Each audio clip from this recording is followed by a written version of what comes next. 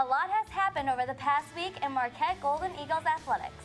We've got everything you need to know to stay up to date with your favorite Marquette sports.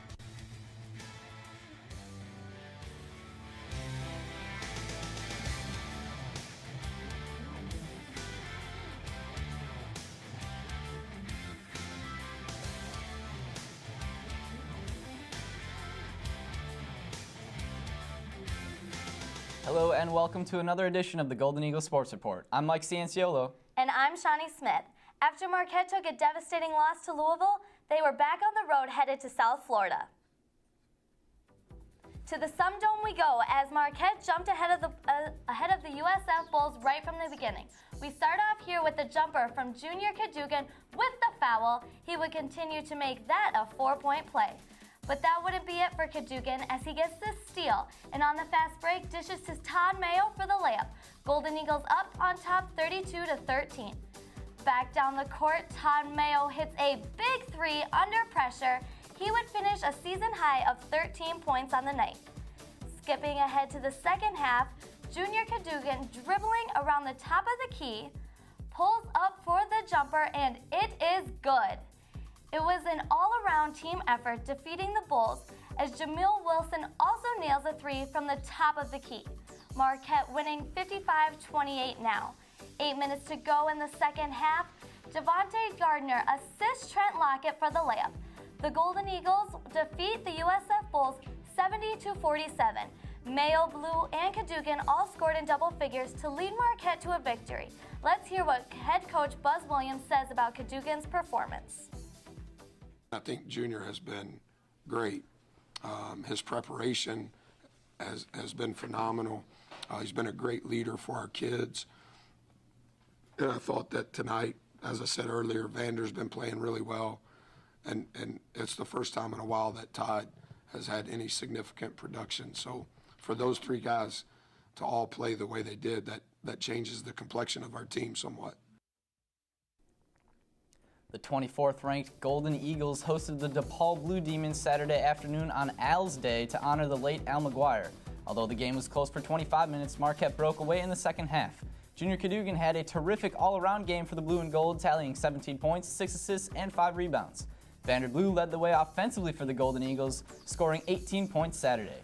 Here, Devontae Gardner gets the easy and one bucket. MU netted 50 of their points in the paint against DePaul. The Marquette bench scored 36 points, and we see Steve Taylor Jr. get 3 points there off the and one putback. But DePaul wasn't ready to accept defeat until the final buzzer, as junior forward Donovan Kirk connects from long range for the Blue Demons. The Golden Eagles, however, were too much to handle down low as they spread the ball around the key and find Devontae Gardner down low.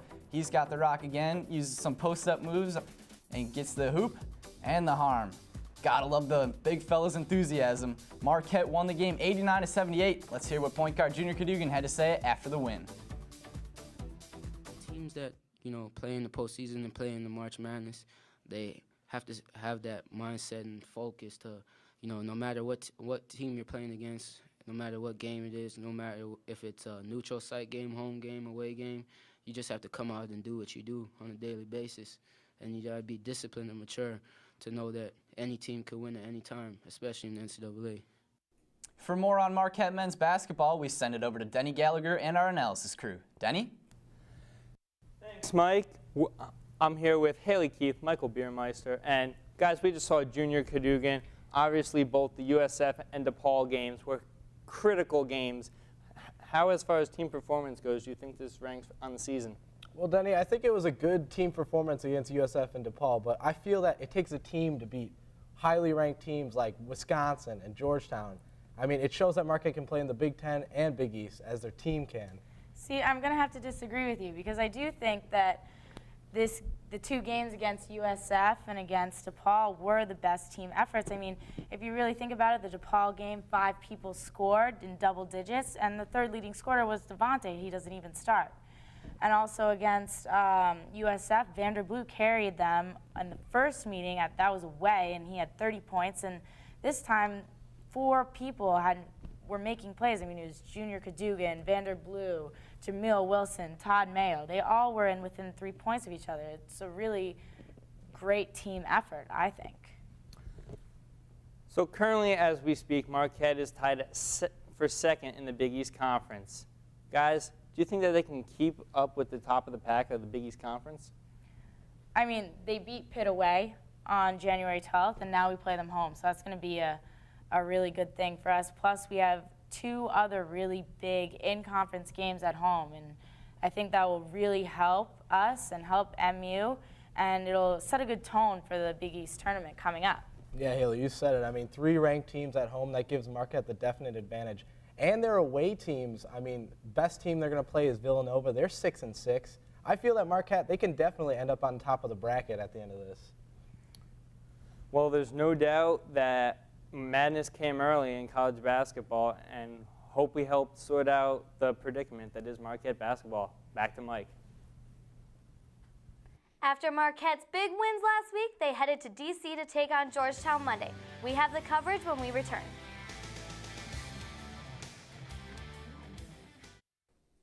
Welcome back to Golden Eagles Sports Report. We are starting off going straight to Marquette's outing with Georgetown on Monday at the Verizon Center.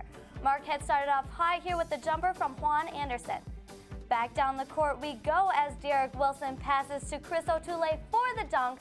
Marquette up 11-6. But then turnovers started for the Golden Eagles as Michael Starks gets the steal and dishes for the fast break layup. But that didn't only occur once. It was turnover after turnover, and Marquette couldn't capitalize on the other end. As we see here, Devontae Gardner loses the ball down in the paint. Michael Starks caused a lot of problems for the Golden Eagles as Starks gets back-to-back layups here.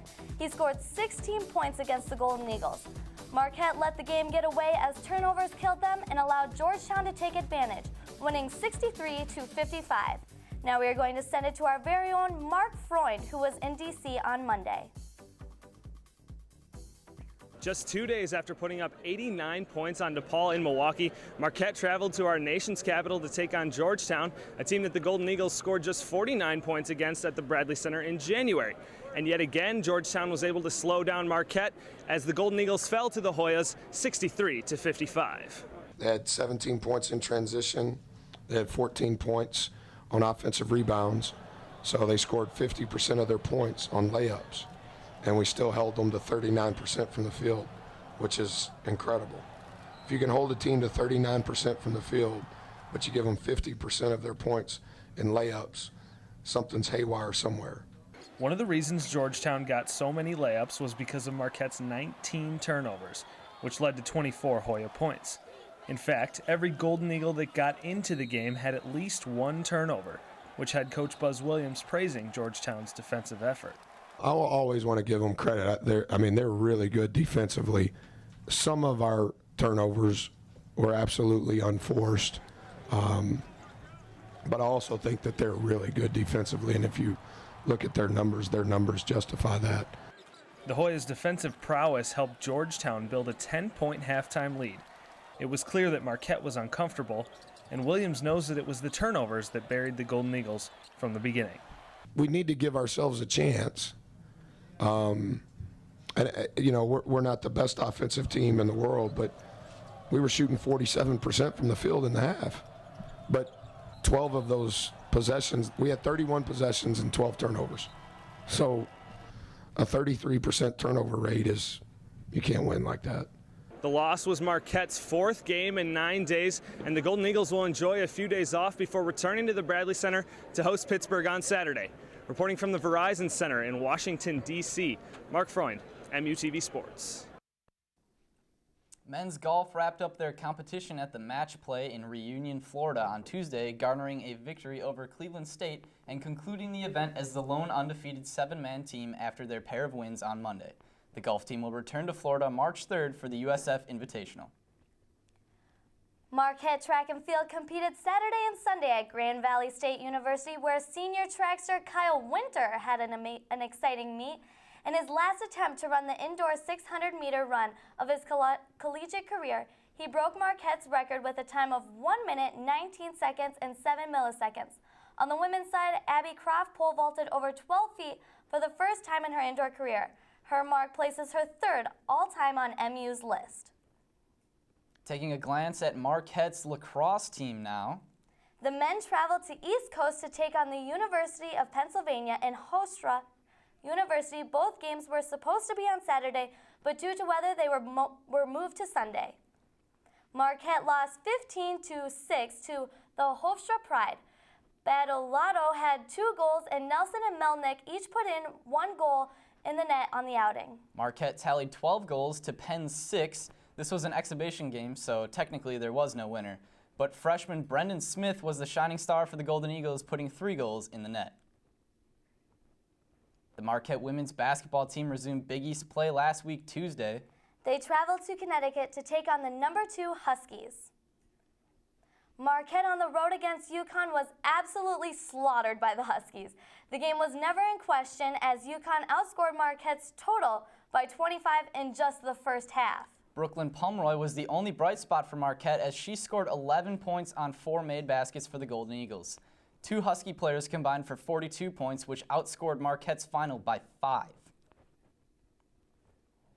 The Lady Golden Eagles traveled to Villanova to take on the Wildcats Sunday afternoon. Brooklyn Pomeroy brought the ball up the court, and she'll get it back and connect on the long 2. Her foot was on the line, though. Marquette on offense again. They find Pomeroy wide open at the top of the key, and she dials one up from behind the arc. She'd end the game with those 5 points. Arlesia Morse uses the hesitation move to drive to the hoop and get the contested runner. Morse gets the inbound pass here, and she'll go baseline, pop the shot, she gets fouled, and she's going to the line. Serena Simmons with the rock, and she goes left and converts on the finger roll for 2 of her 13 points on the night. The Lady Golden Eagles win the Big East matchup on the road 60-56. For a deeper look at the women's basketball program, we go over to Denny and our analysts. Denny? Thanks, Mike. Well, it's apparent after looking at that highlight that the Marquette-UConn game was not one for the record books. Guys, what went wrong? I mean, first of all, Marquette did not finish their shots. I mean, we were 25% from the floor, and we fouled a lot. Plus, UConn was on fire. Over 50% from the field and 15 for 23 outside the three-point range. I mean, it's impossible to guard against that. Absolutely, Haley. You pretty much said it all. They could not make a shot. It was an ugly shooting day. And they were out-rebounded 38-27. They need to buy some board cleaner, get some of those boards. And it was just ugly game. Well, they better do that before Sunday because the second-ranked Fighting Irish are coming to town led by Skylar Diggins. Give us the keys. MU needs at least to make their shots to keep up, all right? That's a big key in this game. They also need to dominate the inside.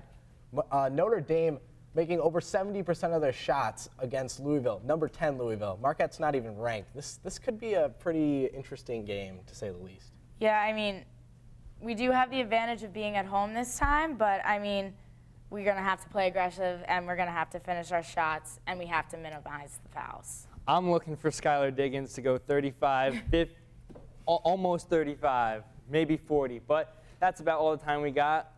Let's send it back to Mike. Coming up after the break, we've got men's and women's tennis. Stick around. We'll be right back.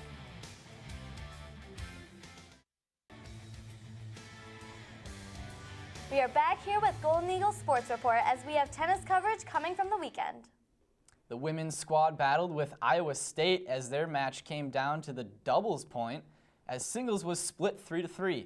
Marquette would sweep doubles to get the overall match point, winning 4-3. Gibbs, Canner, and Hernandez were MU's individual winners. Marquette women's tennis hosted Western Michigan Monday at the Hellfair Tennis Stadium. Competing on court 4, Erin Gibbs took on Kelsey King in a tight match. As the two are going back and forth in a serious volley, King cannot return the ball back over the net. Point Gibbs. Gibbs serving here as the two continue to go back and forth again. Gibbs sends a shot to the corner that King cannot return. Gibbs defeated King 6-3 and 6-2. Skipping over to court 6, freshman Leah Hernandez-Soler dropped just one set in the 6th singles spot. Soler defeated Western Michigan's Haley Shanahan 6-0, 6-1. In addition, Soler finished first in singles play among Marquette. The Golden Eagles also defeated Western Michigan 5-2 in doubles. Let's hear what Coach Jody Bronson has to say about our team's performance. We fought really hard. The doubles could have gone either way. It was close the whole way, so I'm really proud of these guys. They knew how important the doubles point was going into singles. It makes such a difference when you only need 3 singles as opposed to 4. So, and we swept the doubles at Iowa State. So I didn't want them coming out here feeling like a little lax, you know, because I knew this team was really going to give us a battle, and they really fought hard. I'm really, really proud of them for winning that doubles point. The Marquette men's tennis squad had 3 matches at the Hellfair Tennis Stadium over the weekend. After going 2-0 the week before, they were ready to do damage again during their homestand. On Saturday, the men's tennis team hosted South Dakota State and Western Illinois. They took on South Dakota State first. Here we see Dan Mamelot and Logan Collins on the court for their doubles match. They were in the #1 doubles spot and contributed a match victory against South Dakota State. The Marquette squadron would take the doubles point in the match. We now move over, there they see they win it, and we move over to singles as the team gets instructions from their coach. Again, Mamelot, this time at the singles 1 spot. He would take down his counterpart from the Jackrabbits 6-2 and 6-0. Marquette takes the overall match 5-2. Later on in the day, MU took on Western Illinois. The team watches the end of the doubles match with Mamelot and Collins. They would win again for the Golden Eagles. Moving on to singles matches, that's Javier Varela Hernani. He picks off the volley there and gets a point. Off the hot serve, Javier catches his opponent off guard and gets another point. Then again, Javier's serve was too hot to handle there as he picks up the match win 6-2 and 6-1. Now we get to watch Logan Collins take on his counterpart. Collins doesn't quite have the serve that Varela Hernani has, but he sneaks one over the net and then smacks the high ball to pick up the point. Picking and choosing his places, Collins, he hits a softball from away from his opponent for the point, and Collins would win the match 6-4 and 6-4. The Golden Eagles win overall 7-0 against Western Illinois. Marquette men's tennis had a busy weekend as they had 3 matches in less than 24 hours. On Sunday, they hosted Bradley at the Hellfair Tennis Stadium. On court 1 here, we have Dan Mamelot taking on Bradley's Hamish Werison. Mamelot controlled the match the entire time. Werison battled the whole way but sent a shot out of bounds here to give Mamelot the point. Mamelot serving and the 2 go back and forth in a volley, but Werison sends the ball out of bounds again. Mamelot won 6-1, 6-2. On court 3, Marquette's Vukasin Tivanovic defeated Ahmed Albatar 6-3, 6-3. Marquette defeated Bradley 6-1 on Sunday. Now we are going to hear what head coach Steve Roadcap said about the match. It's physical. You know, it's a long day. Yesterday's a very long day. You know, and then a match today that takes a little over 3 hours. I mean, it's hard on the guys, you know, I mean, on the bodies, but these guys train really hard, you know. In the fall, they go through a lot of physical stuff, and we were really hard on them a week ago when we had a weekend off physically. So they're in really good shape, and, you know, growing up playing tennis, you're used to playing several matches in a day, so they got through it. There we just saw Coach Roadcap talking about the weekend the Marquette men's tennis team had. They played 3 games within 24 hours. What does this say about Marquette tennis? Well, I mean, it gives it a lot of confidence. It gives Marquette tennis a lot of confidence and endurance to play those games. I mean, now they've only beat some pretty decent teams, South Dakota State, Western Illinois, and Bradley. But, you know, it'll give them endurance to fight against a lot better teams like Notre Dame. And, you know, tennis is one of those sports where you play a lot of matches in a short period of time. And, you know, that's very common. So these guys are actually used to playing a lot of matches in a short period of time, and this is good for them. The high-intensity schedule keeps them focused, and it keeps their game up to speed. Absolutely. Well, the women are on a winning streak of their own, winning their last few. How long can they keep this up for? I mean, winning streaks are obviously great, and it gives players a lot of confidence, especially in a really mentally exhausting sport like tennis. I mean, you have to be very mentally tough to play tennis. And, you know, the next 3 matches are all home, which is definitely going to help, I think. And, you know, I anticipate them to continue their winning streak. And, you know, but the real challenge is going to be, you know, next week because they have 6 consecutive matches away. Yeah, I have to disagree with you. I think they might end the streak this weekend. DePaul, a very good team, ranked number 75 in women's college tennis rankings. And then they have University of Wisconsin-Madison, who is the number 71 ranked team in women's college tennis. So it could be ending pretty early. It could be a heartbreaker. Well, the spring season is definitely getting underway here at Marquette University. That's all we got for right now. Let's send it back to Mike and Shawni. Hey, Shawni, I hear that we have a special guest speaker in the studio for our next segment. That's right, Mike. Stay tuned after the break to see who is live in Studio 7.